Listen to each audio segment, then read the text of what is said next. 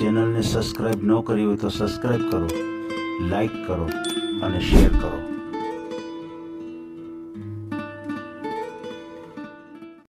દીકરીની પસંદગી પહેલા છે સાહેબ. એનું કારણ છે કે પછી દીકરીને હું મારા જાણીતા દીકરા સાથે પરણાવું તો એ દીકરીને તો હું ગમે ત્યાં પરણાવી શકું ને, મારા ફેમિલીમાં પરણાવી શકું કે ન પરણાવી શકું.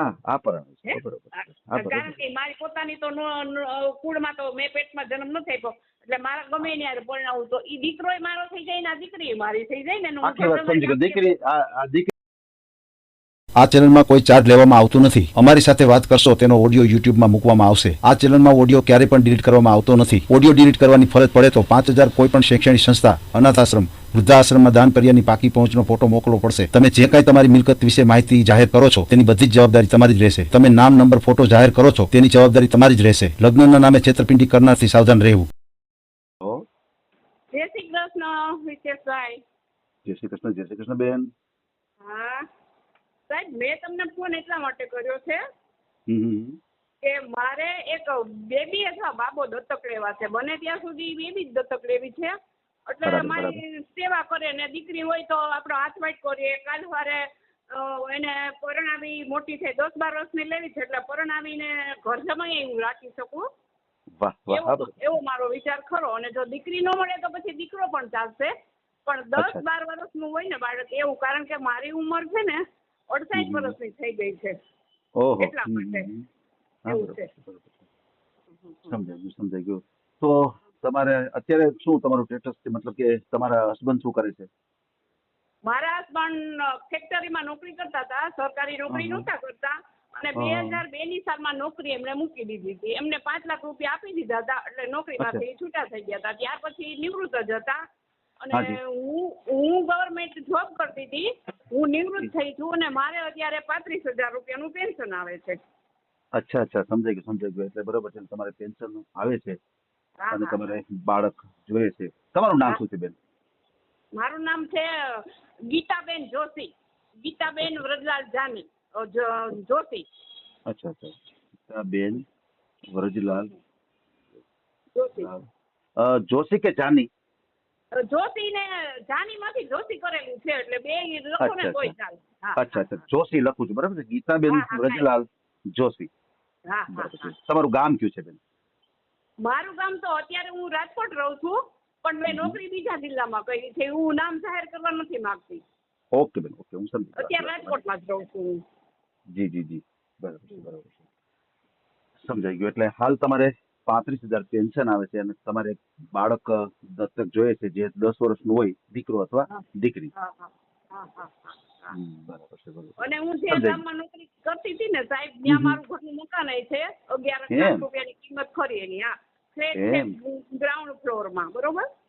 જી. ત્યાં તમે નોકરી કરતા હતા, ત્યાં તમારે પોતાનું મકાન પણ છે, અને હાલ તમે રાજકોટ રહ્યો તો રાજકોટ કઈ રીતના મકાન? નિવૃત્ત થઈને રાજકોટ આવતી રહી છું.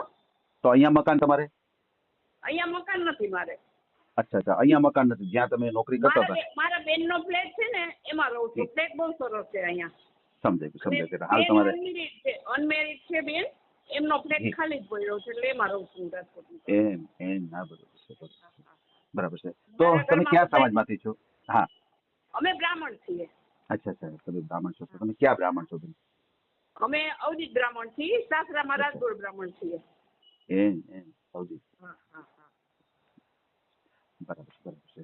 તો પછી બીજું તમારો મોબાઈલ નંબર છે, આપણે જાહેર કરવો છે કે મારા થકી જ તમારે કોન્ટેક્ટ કરવો છે? મોબાઈલ નંબર જાહેર કરો તો વાંધો નથી સાહેબ.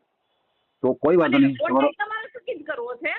મારું કહેવાનું એમ છે તમારો જ રાખીએ. ઓકે. એમાં શું છે કોઈ ફોન ન કરે. જી, હવે આમાં શું થાય બેન કે લેડીઝ નંબર હોય ને તો અમને થોડોક સંકોચ થાય જાહેર કરવામાં, કારણ કે ઘણા વ્યક્તિ તમને ખોટી રીતે પરેશાન કર્યા કરે, કાંઈ હોય ને ફોન કરતા હોય છે. મને ખબર છે, મારે એમને જવાબ દેવા, બરોબર. એના કારણે તમારા હસ્તક થાય ને એમાં મને વધારે મજા આવશે.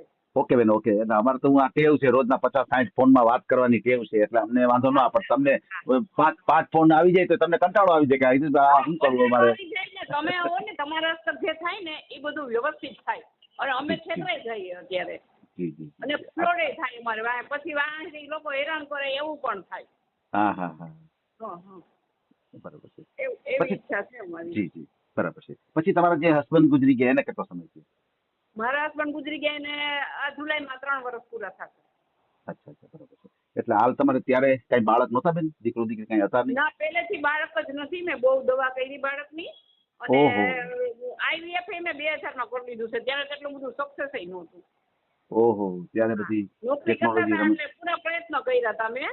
જી બરોબર. જી, આપણે અને ત્યારે નિર્ણય ન લીધો મેં, નહીંતર નિર્ણય લીધો હોત ત્યારે તો અત્યારે બાળક મોટું થઈ ગયું હોત. અત્યારે બધું પરિપૂર્ણ થઈ ગયું હોત. બરોબર છે. હા. અને કઈ અત્યારે વાંધો નહીં બેન. બાળકને હું મારી ઉંમર પ્રમાણે છે ને પાંચેક વર્ષના બાળકને હું ઉછેરી ન શકું ને, એટલા માટે મારે નાનું બાળક નથી જોતું. હવે મારી જિંદગી કેટલી બહુ તો 10 વર્ષ વધી ગણીએ તોય. બરાબર છે. સમજાય છે, એટલે જરાક મોટું બાળક હોય તો સારું. મને મારા 10 વર્ષ જે જીવનના પાછળના છે એ મને એના તરફથી લાગણી ને સુખ શાંતિ ને સથવારો મળે અને એમનું જીવન કંઈક આગળ આવે તો મને હું ઉપર જાઉં તો મારે એક પુણ્યનું ભાતું બાંધીને જાઉં, એવી મારી અપેક્ષા ને આ ઈચ્છા ને મારા વિચાર ખરા. બહુ સરસ છે. હવે બીજી વસ્તુ કહું, તમે આ જે પસંદ કર્યું કે ભાઈ હિતેશભાઈની ચેનલમાં આપણે ઓડિયો મૂકી અને આપણે આ બાળકનું કરીએ, તો તમે કોઈ એવી સંસ્થાનો સંપર્ક ન કર્યો બેન? કે આવી બધી સંસ્થાઓ હોય છે જ્યાં દત્તક બાળકો આપે છે, તો એવું કઈ સંપર્ક ન કર્યો બેન તમે? સંસ્થામાં છે ને 49 વર્ષની વ્યક્તિને જ આપે છે. 50 વર્ષ પૂરા થાય એટલે એ લોકોનો નિયમ છે કે વૃદ્ધ થાય એટલે પોતે જ બાળક જેવા બની જાય છે. એટલે એમને એવો નિયમ હોય છે કે ત્યાંથી બાળક દત્તક ન આપવું. સંપર્ક તો કર્યા હોય પણ જયારે સંપર્ક કર્યો ત્યારે મારી ઉંમર મોટી થઈ ગઈ હતી. એટલે મારે આપના માધ્યમથી લેવાની ઈચ્છા છે. મળે તો નહીતર પછી છે ને, નહીતર પછી બાળક ન મળે તો મારે એવું જ નથી કે બાળક જ જોઈએ. હું એમની રહું છું તો મને સથવારા માટે કોઈ બૈરાયેલી હોય કે તંદુરસ્ત હોય, એમને બીજું કઈ કામ ન કરવું હોય ને મારી સાથે રહેવું હોય તો હું એમને મારી સાથે જોડવા માંગુ છું. એવું છે, એવું છે. બાળક મળે તો ઉત્તમ છે, પણ કોઈ બેન એવા દુઃખી હોય પણ મને મારું કામ કરી શકે મારી સાથે રહીને, એવી એટલી અપેક્ષા કરી મારી. સમજી ગયો. કદાચ દત્તક બાળક ન મળે તો કોઈ એવા બેન હોય કે જે નિવૃત્ત હોય, તમારી સાથે રહી શકે અને હાલ તમારી ઉંમરના હિસાબે પોતે કામ કરી શકે એવા જોઈએ તો તમને હેલ્પ થાય ને? બરાબર, કારણ કે સ્વાભાવિક છે એની ઉંમર થઈ ગઈ હોય. મારું ઘર જ આખું એમને સંભાળવાનું બધું. બરાબર છે. એટલે કહેવાનું શું છે કે ઘણી વખત શું છે કે તમારી ઉંમરના હિસાબે સામે એવા બેન હોય તો ગાઈડની તમારે સેવા એની કરવી પડે, એવી રીતે નહીં. ના, હું મારી જ નથી કરી શકતી સેવા. મારી 68 વર્ષ છે, મને તકલીફ શરીરમાં ઘણી છે, ગોઠણ દુખે છે, કમર દુખે છે, એવું બધા તકલીફો હોય. હા, એટલે જ આપણે સથવારો ગોતતા હોય, નહીંતર ભગવાન તો આપણી સાથે જ છે, આપણું જીવન નિર્મળ હોય એટલે. તો બેન આવું જી પછી બેન આવું ન બને કે તમારા કોઈ દેરિયા જેઠિયા હોય એના કઈ દીકરા દીકરી હોય તમારી સાથે રહે, એવું ન બન્યું બેન? ના, એવું ન બન્યું. એની હું તમને ખુલાસો કરી દઉં સાહેબ. હવે હું નાની હતી ને ત્યારે મને ખબર જ હતી કે હવે અમને મારા બાળકો નથી થવાના. ત્યારે મારા જેઠના દીકરા અને દીકરી ને એ બધા છે ને 5 વર્ષના અને 7 વર્ષના હતા. મારા જેઠાણીને 2 લાડાના 2 છોકરા હતા અને મારી દેરાણીને 2 દીકરીઓ હતી. હવે 2 પાસે મેં માંગવાની કોશિશ કરીને એટલે મને એને એવું જ કીધું, મારા જેઠાણીએ એવું કીધું કે આ તારા જ છે. આપતા નહોતા ને તારા જ છે એવું જ કહેતા હતા, ના નહોતા પાડતા. એટલે મને આપ્યા નથી એને. બરોબર. પછી અમારું કુટુંબ ગરીબ, સાસરાવાળું અને બહુ ખાનદાન જ છે. બરોબર. એમાંથી ને 1-2 દીકરીઓ માંગવાની કોશિશ કરી હતી પણ મને દીકરી નથી આપી કોઈએ. એનું કારણ છે કે હું છે ને રાજગોર બ્રાહ્મણમાં સાસરે ગઈ હતી અને અહીંયા પિયરમાં હતી હું અવધિત બ્રાહ્મણમાં. એટલે જ્ઞાતિ જુદી હતી ને એટલે અમારે નાતનો કાંઈ રિવાજ નહોતો. એ નાતવાડા મને કોઈ ઓળખે નહીં, મારા નાતવાડાને એની નાતવાડાને કાંઈ લાગે વળગે નહીં. એટલે મારા અમુક કુટુંબના ને એવું ખરું, દાખલા તરીકે મારા દેરને ને જેઠને એવું ખરું કે જો આને કોઈ બાળક આપે તો ભવિષ્યમાં મિલકતના વારસદાર થઈ જાય ને, નાનેથી આપે મને. એટલે એના હિસાબે ઈ મારા ફેમિલી વાળા જ ચાવી ભરી ન દેવાનો પ્રયત્ન કર્યા. એવી બધી વાત હતી. કાંઈ ન કરીએ તો એ લોકોને એમ તો હોય જ ને કે આ ન હોય. મારા ઘરવાળા તો ગુજરી ગયા છે, પછી અમને જ મળશે ને એવો હેતુ હોય એવું મને તો લાગ્યું. બરાબર છે.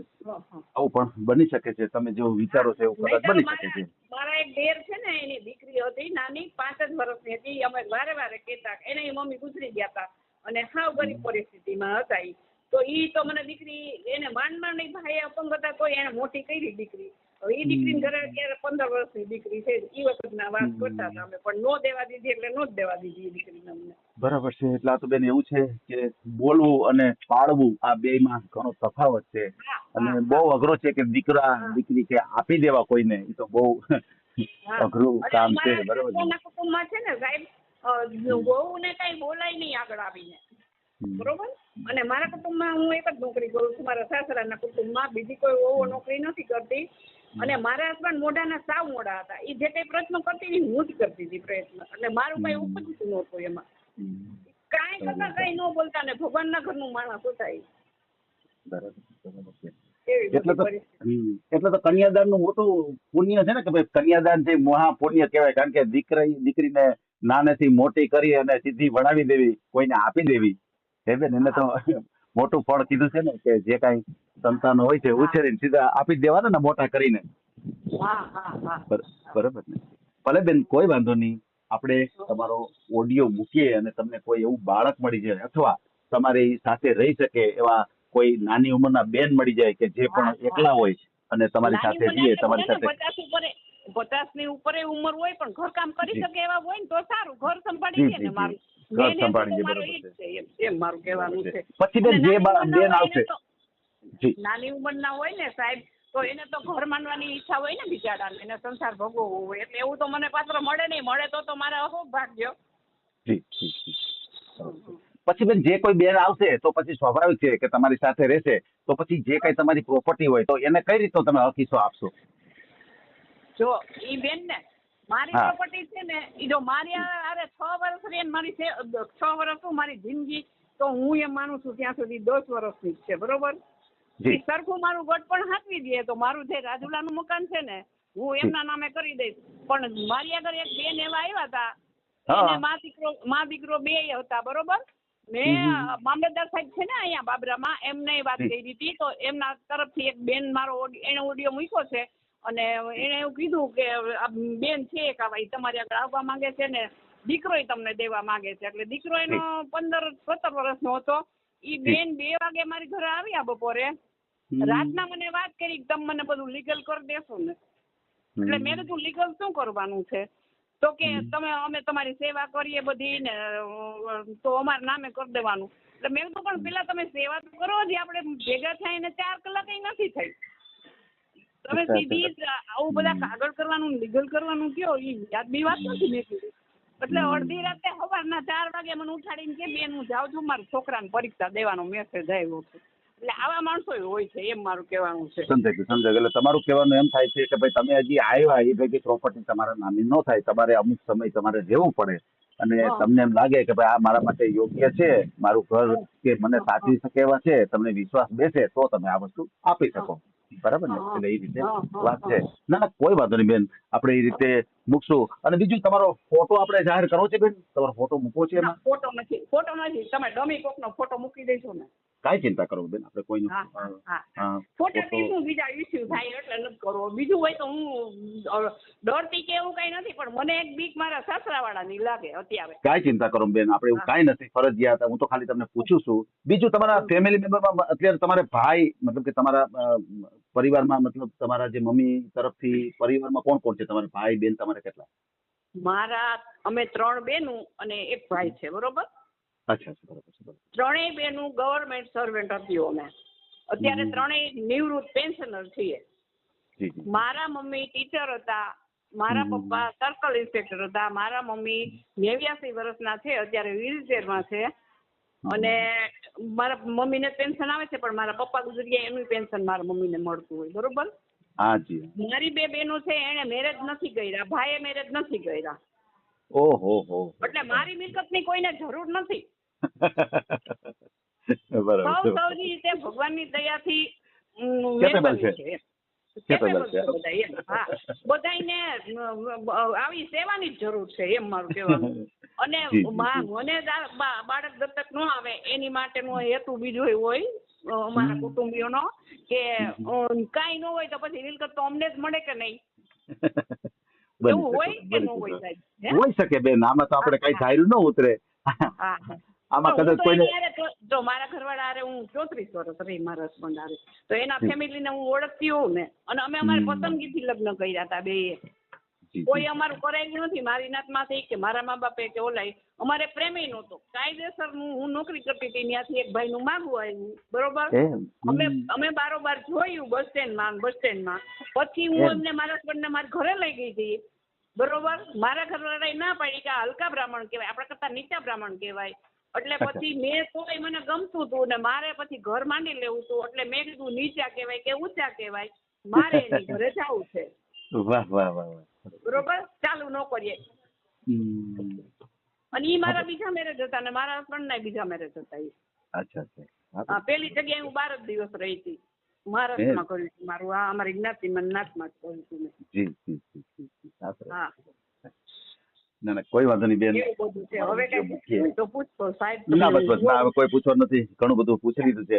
અને આપણે તમારો ઓડિયો મૂકીએ અને તમને કોઈ એવા બેન મળી જાય અથવા કોઈ એવું 10 વર્ષનું દીકરો અથવા દીકરી મળી જાય કે જે તમે દત્તક લઈ શકો, બરાબર. હા, દીકરીની પસંદગી પેલા છે સાહેબ. એનું કારણ છે કે પછી ઈ દીકરીને હું મારા જાણીતા દીકરા સાથે પરણાવું તો ઈ દીકરીને તો હું ગમે ત્યાં પરણાવી શકું ને, મારા ફેમિલીમાં પરણાવી શકું કે ન પરણાવી શકું. હા આ પરણાવી બરોબર. કારણ કે મારી પોતાની તો કુળમાં તો મેં પેટમાં જન્મ નથી આપ્યો, એટલે મારા ગમે ત્યારે પરણાવું તો ઈ દીકરોય મારો થઈ જાય ને આ દીકરી મારી થઈ જાય ને. આખી વાત સમજી ગયો. દીકરી આ દીકરી આવશે તો બે વ્યક્તિ થશે. આ બરાબર છે. હા, એટલે આમાં તો બેન નક્કી ન હોય. આપણા કિસ્મતની વાત છે બેન. જો આમાં તો એવું છે કદાચ દીકરો આવે અને કાલ સવારે વહુ આવે તો વહુ કે આપણે મમ્મી સાથે નથી રહેવું તો શું કરવાનું? તો આપણે તો કેતા તો કે જ ને, હે બેન. અને દીકરીમાં એવું થાય કે દીકરી યારે મારે લેણા દેણી હોય તો જ લઈ શકાય. અત્યારે લેણા દેણીની પહેલી વાત છે, પછી બીજી બધી વાત છે. મારી કોઈ દીકરી આવીને મને એમ લાગે કે આની યાર મારે લેણા દેવી જાતી નથી ને એને ફાવતું નથી મારું, તો આપણે એને દુઃખી ન કરાય, એને સારામાં સારું ઘર ગોતી સારો કરિયાવર કરીને એને ઘરે મોકલી દેવાય. મોકલી દે. બરોબર. પણ છતાં એક ફોન તો થયા કે આપણને કે હાલો ભાઈ આપણી દીકરી છે, હે કાલે સવારે કઈ જરૂર હોય કઈ કામ હોય તો આપણે મદદ કરવા માટે તૈયાર થઈ જાય. અત્યારે આપણે કોને કેવું કે ભાઈ તમે મદદ કરવા આવો? હા, નો જ આવે ને કોઈ. અને સાહેબ પૈસા દઈને કામવાળા રાખીએ છીએ આપણે ઘરની અંદર, પણ કામવાળાને મતલબથી જ હોય છે, એનો જીવ જ નથી હોતો કામમાં. જો મારી બાની ઘરે રસોઈવાળી રાખી છે ને રસોઈવાળીની માથે ખડે પગે ઊભું રહેવું પડે. એ અડધી કલાકમાં 6 જણાને રસોઈ કરીને વહી જાય. લો કાચું પાકું વઘારે નો વઘારે વઘાર કાચા રાખે ને એવું બધું કરે. હવે આવું કોકની આગળ કામ કરાવવું એ બધું ઓલું છે. આપણી સાથે કોઈ વ્યક્તિ રહેતી હોય ને એ લાગણીથી બંધાય અને ઘરમાં ને કામ કરે ને એટલા માટેનો આ નિર્ણય છે આપણો. હાજી બેન, હાજી. ના ભલે ભલે કોઈ વાંધો નહીં બેન. આપણે સરસ રીતે તમારો ઓડિયો મૂકીએ અને કોઈ એવું બાળક તમને દત્તક મળી જાય. ભલે ભલે બેન, કોઈ વાંધો નહીં. આપણે ભલે. જય શ્રી કૃષ્ણ. ભલે બેન, જય શ્રી કૃષ્ણ. જય શ્રી કૃષ્ણ. આ ઓડિયો તમે પૂરેપૂરો જોયો હોય તો અમારી ચેનલને લાઇક, શેર અને સબસ્ક્રાઇબ કરો. બાજુમાં રહેલ ઘંટડીના બટનને પ્રેસ કરો, ઓલ સિલેક્ટ કરો, જેથી કરીને તમને નવા વિડીયો મળતા રહે. મિત્રો શેર જરૂર કરજો જેથી કરીને આ વ્યક્તિને એની પસંદગીનું પાત્ર મળી રહે. પાછા મળશું એક નવી બાયોડેટા લઈને. જય શ્રી કૃષ્ણ.